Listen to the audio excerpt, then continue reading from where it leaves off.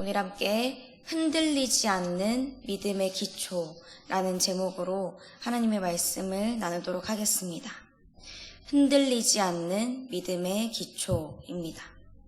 오늘 함께 말씀을 나눌 이 베드로후서는 이전까지 우리가 살펴봤던 베드로전서를 베드로가 쓴 후로부터 3, 4년 뒤에 쓴 편지입니다. 그가 순교하기 얼마 전에 쓴 거예요. 그러다 보니까 이 베드로전서와 후서를 기록한 목적의 차이가 있는데, 베드로전서가 외부로부터 오는 공격으로 인해서 고난을 겪고 있는 이 흩어진 교회의 성도들을 위로하기 위한 편지였다라면은, 이 베드로후서는 교회 안에서 일어난 거짓 교사, 거짓 선지자들에 대해서 경고하고 재림이 없다고 말하는 그들의 미혹에 주의하라라고 권면하기 위한 편지입니다. 그렇기 때문에 오늘 본문이 1장에서 베드로는 이 거짓 교사 또 거짓 선지자들의 특징에 이야기하기에 앞서서 성도들이 그들의 유혹에도 흔들리지 않는 믿음의 토대를 다질 수 있도록 그 기초에 대해 몇 가지를 이야기합니다. 먼저 첫 번째는 이것입니다. 하나님과 예수 그리스도를 아는 지식이 있어야 합니다. 하나님과 예수 그리스도를 아는 지식이 있어야 합니다. 베드로는 1절 말씀에서 이 편지를 받을 성도들을 이렇게 부릅니다. 우리 하나님과 구주 예수 그리스도의 의를 힘입어 동일하게 보배로운 믿음을 우리와 함께 받은 자들. 그러니까 굉장히 길게 부르고 있죠. 여기에 베드로가 강조하고자 하는 내용이 들어있기 때문입니다. 바로 성도의 정체성에 대해서 얘기하는 거예요. 편지를 받는 소아시아에 흩어져 있는 성도들은 하나님 안에서 베드로와 같은 믿음을 받은 자들입니다. 거짓된 말을 지어내서 진리에서 벗어난 주장을 하는 그런 거짓 선지자들과 달리 하나님이 부르셨고 택하셔서 삼위일체 하나님을 믿고 하나님의 자녀된 자들이라는 거예요. 그래서 베드로는 성도들이 이런 자신들의 정체성을 기억하고 더욱이 하나님과 우리 주 예수 그리스도를 아는 지식을 더해가기를 권면합니다.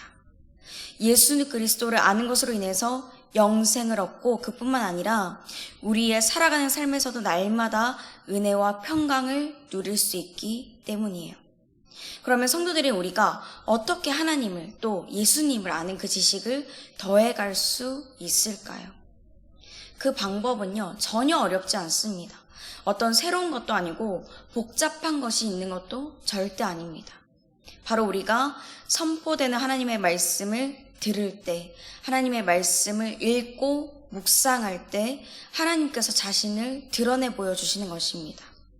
하나님을 사랑해서 경배드리기를 원해서 예배의 자리, 기도의 자리로 나아갈 때 하나님이 우리를 깊이 만나주시는 거죠. 또한 예수님을 알아갈 수 있도록 인도해 주시는 것입니다.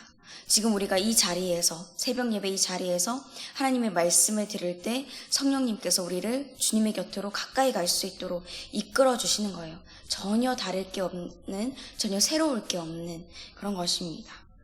하나님을 알아가고 예수님을 알아가는 것도요, 그로 인해서 은혜와 평강을 누리는 것도 사람의 노력으로 힘으로 되는 게 아닙니다.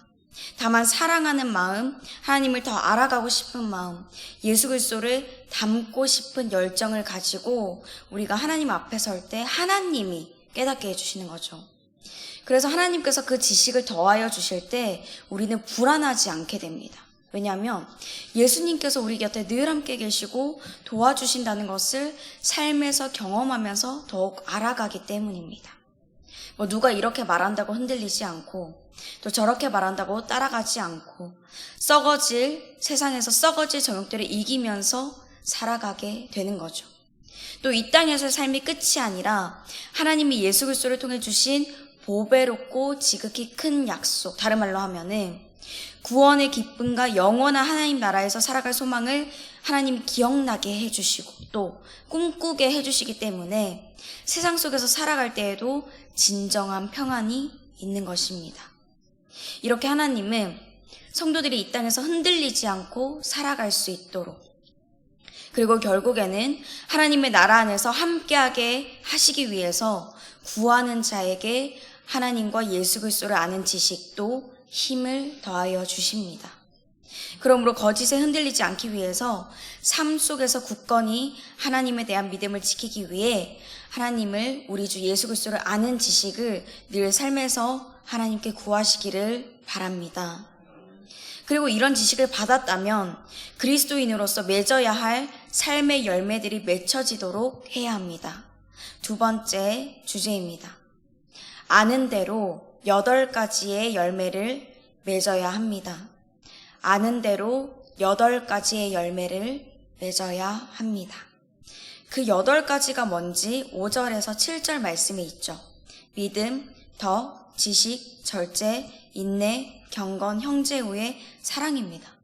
이 성도들이 하나님과 구주 예수 그리스도의 의를 힘입어서 얻게 된 선물인 믿음으로부터 시작해서 사랑의 하나님께서 주시는 사랑에까지 자라가는 것입니다. 하나님의 형상을 회복시켜 나가는 것, 예수 그리스도의 성품을 닮아가는 것, 바로 성화되어 가는 거죠. 그럼 우리가 어떻게 예수님을 닮아갈 수 있나요? 옛말에 이런 말이 있죠. 누군가를 닮고 싶다면 그 사람을 따라해라. 그럼 그 사람이 되어 있을 것이다. 그처럼 예수님이 걸어가신 발자취를 그대로, 말씀 그대로 하나하나 따라가는 것입니다. 물론 그렇게 따라가기 위해서 몇 주 기도를 한다고, 몇 달 동안 금식을 한다고, 또 예배만 드린다고 변화가 이루어지는 건 아니죠. 짧은 시간 안에 되는 것도, 인간적인 노력으로 되는 것도 아닙니다. 길고 긴 인내의 시간을 통해서 이루어져요. 인생은요, 단거리 달리기가 아니라 마라톤이라는 말을 다 아시죠? 신앙생활도 마찬가지입니다. 살아가면서 계속해서 신앙생활을 해 나가야 되기 때문에 마지막 표대를 향해 달려나가는 신앙은 마라톤입니다. 그래서 믿음의 근육을 키워서 버텨내는 신앙의 지구력이 우리에게 필요하죠. 그러면 언제까지 달려야 될까요? 언제까지? 예수 그리스도께서 약속하신 대로 이 땅에 다시 오시는 그날까지 우리가 달려가야 되는 거예요. 이 과정을 혼자 한다고 생각해 봅시다. 얼마나 힘들까요? 버티기 정말 버거울 것입니다. 믿음, 덕, 지식, 절제, 인내, 경건, 형제우의 사랑까지 이루어 가야 되는데 얼마나 힘들겠어요. 선물로 받은 믿음을 지키고 또 세상 속에서 그리스도인으로서의 본을 보이며 덕을 쌓고 또 하나님을 아는 지식을 더해가고 말씀에서 벗어나는 것들을 절제하고 또 그럼에도 인내하며 살아가는 것이 결코 쉽지 않죠. 거기에서 또 예배와 말씀을 지키는 경건, 형제우애, 더 나아가서는 원수까지도 사랑하는 그 사랑에까지 이르려면은 성도의 앞길은 멀고 아득하게만 느껴집니다. 그러나 하나님께서 하루하루를 살아가면서 예수님을 닮고자 원하는 하나님의 백성들을 보시고 결국에는 성도들을 아름다운 하나님의 형상대로 회복시켜 주십니다. 여러분, 이 사실을 믿으시길 바랍니다. 빌립보서 이렇게 말씀합니다. 1장 6절 말씀입니다. 너희 안에서 착한 일을 시작하신 이가 그리스도 예수의 날까지 이루실 줄을 우리는 확신하노라. 아멘. 저도 올해 6개월의 시간을 달려온 지금 그런 생각이 들었습니다. 계속 내 손에 쥐고 내가 어떻게든 악착같이 버티고 넘어지지 않으려고 하고 잘해보려고 무언가를 이루어보려고 하는데 그렇게 해서 버텨지는 게 아니고 내 맘대로 되는 게 없구나. 그리고 하나님께서 무엇을 바라실까라고 생각하면서 한 것은 하나님이 내 힘으로 계속 힘주고 있으라고 하시는 게 아니구나. 하나님이 하실 일이 있구나라는 생각이었습니다. 하나님은요, 신앙의 마라톤을 시작해서 끝날 때까지 자기 힘으로 완벽하게 해내는 사람을 원하시는 게 아닙니다. 인생에 또 신앙의 마라톤을 달려갈 때 처음부터 끝까지 똑같은 호흡, 똑같은 몸 상태, 정신 상태, 영적인 상태로 가는 사람은 하나도 없습니다.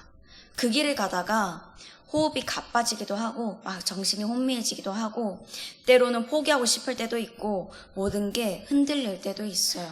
그래서 넘어질 때도 있죠. 하지만 연약한 모습일지라도 그래도 믿음을 굳건히 지키는 것, 그래도 멈추지 않고 달려가는 것을 원하고 계시는 것입니다. 그런 하나님의 자녀 곁에서 하나님이 보조해 주시면서 도와주실 거니까요. 그 완성은 결국 하나님이 하실 테니까요.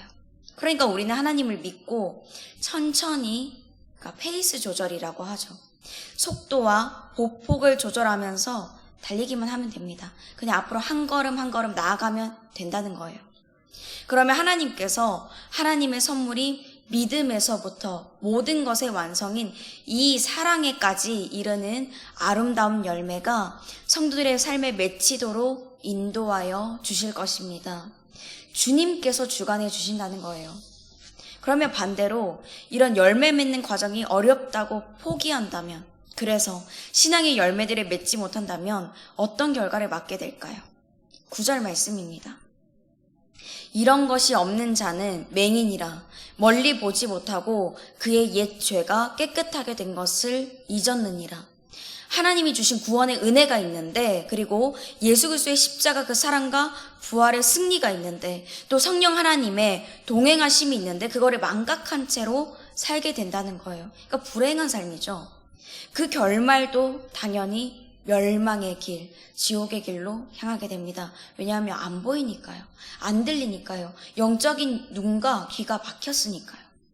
그러므로 베드로는 자신의 유언과도 같은 이 베드로 후서를 통해서 성도들이 흔들리지 않는 그 믿음의 기초를 세우기 위해 세 번째 이야기를 전합니다. 부르심과 택하심을 굳게 해야 합니다. 부르심과 택하심을 굳게 하라고 지금 베드로가 전하고 있어요. 10절 말씀입니다. 그러므로 형제들아 더욱 힘써 너희 부르심과 택하심을 굳게 하라. 너희가 이것을 행한즉 언제든지 실족하지 아니하리라. 아멘. 여기서 부르심과 택하심을 굳게 하라 라는 거는 하나님께서 우리를 성도로 부르신 대로, 택하여 주신 대로 다른 이들이 알 수 있게 살아가라는 것입니다. 한마디로 내 삶을 통해서 하나님을 드러내라는 거예요. 예수 그리스도를 믿는다고 하는 어떤 사람의 삶의 모습을 보고 주변에 믿지 않는 사람들이 그 모습을 보고 삶의 모습을 볼 때 그 모습이 세상 사람들과 같다면 어떨까요? 그 사람을 통해서 하나님을 발견할 수 없겠죠. 똑같이 거칠게 말하고 남에게 상처 주고 공격하고 피해를 주고 복수하고 용서하지 못한다면 자신도 실족하게 할 뿐만 아니라 다른 사람까지도 실족하게 하는 겁니다. 다른 사람을 실족하게 하는 사람에 대해서 예수님이 이렇게 경고하셨죠. 마가복음 9장 42절 말씀입니다. 또 누구든지 나를 믿는 이 작은 자들 중 하나라도 실족하게 하면 차라리 연자 맷돌이 그 목에 매어 바다에 던져지는 것이 나으니라. 우리가 살아가면서 하는 말 한마디 한마디, 행동 하나하나가 하나님께 부르심을 받았고 택함을 받았다는 사실을 증명합니다. 하나님이 살아계시고 역사하는 사실을 보일 수 있는 게 내 삶의 모습이라는 거예요. 그러므로 우리는 이 말씀을 두렵고 떨림으로 받을 수 있어야 됩니다. 동시에 감사와 기쁨으로 받아야 됩니다. 그 이유가 11절 말씀이 있습니다. 11절의 말씀 찾으시고 우리 함께 읽어보겠습니다. 시작. 이같이 하면 우리 주 곧 구주 예수 그리스도의 영원한 나라에 들어감을 넉넉히 너희에게 주시리라. 아멘. 물론 힘들지만 이것조차 내 힘으로 안 된다는 사실을 인정하고, 그러나 그렇다고 포기하는 게 아니라 하나님께 도우심을 구하고 오늘 내 삶을 통해 하나님을 드러내는 성도들을 하나님께서 영원한 하나님의 나라에 넉넉하게 들어가게 하신다는 거예요. 그러니까 감사와 기쁨인 거죠. 이 약속이 우리에게 있다는 사실을 꼭 기억하고 오늘을 살아내시기를 바랍니다. 사랑하는 성도 여러분, 하나님은 베드로가 순교하기 전 생애 끝자락의 순간에 이 베드로 후서를 적게 하셨습니다. 거짓된 말에 미혹받고 흔들리지 않게 하시기 위해서였죠. 그리고 이 말씀은 또한 우리에게 주시는 하나님의 말씀입니다. 하나님과 예수 그리스도를 아는 지식이 있어야 우리가 흔들리지 않고 믿음을 지키면서 살아갈 수 있는 거예요. 그리고 하나님께서 알게 해주셨다면 아는 대로 8가지의 열매를 맺으면서 살아가야 되는 거예요. 믿음, 덕, 지식, 절제, 인내, 경건, 형제우애, 사랑이었죠. 그리고 부르심과 택하심을 굳게 해야 합니다. 내 삶으로 하나님을 드러내는 거예요. 이 모든 과정들이 쉽지 않지만 하나님께서 주님을 아는 지식도 또 열매 맺게 하시는 것도 내 삶을 통해 하나님을 드러내게 하시는 것도 함께 해주십니다. 주님이 다 해주세요. 결국에 하나님의 나라에 넉넉하게 들어가게 하시는 것도 주님이 해주십니다. 그러므로 이 말씀을 믿고 오늘도 흔들리지 않는 믿음의 기초를 든든히 세워가시는 저와 여러분이 되시기를 예수 그리스도의 이름으로 축복합니다. 함께 말씀을 생각하시면서 찬송가 204장 부르시겠습니다.